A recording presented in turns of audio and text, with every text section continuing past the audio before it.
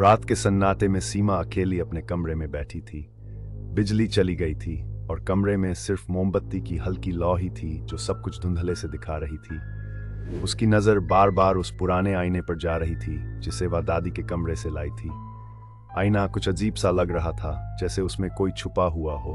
अचानक आईने में उसकी परछाई हिलने लगी, मानो कोई दूसरा उसमें कैद हो। सीमा का दिल तेजी से धड़कने लगा। डरते डरते वह पास गई और झांका। आईने में वही चेहरा था, पर उसकी आंखों से गाढ़ा लाल रंग टपक रहा था, जैसे कोई गहरा घाव रिस रहा हो। सीमा ने अपनी आंखें छुई, सब ठीक था।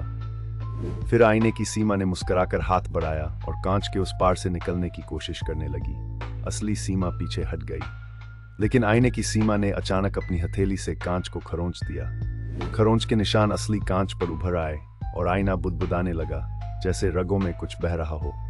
एक झटके में आईने की सीमा बाहर आ गई, असली सीमा की जगह ले ली।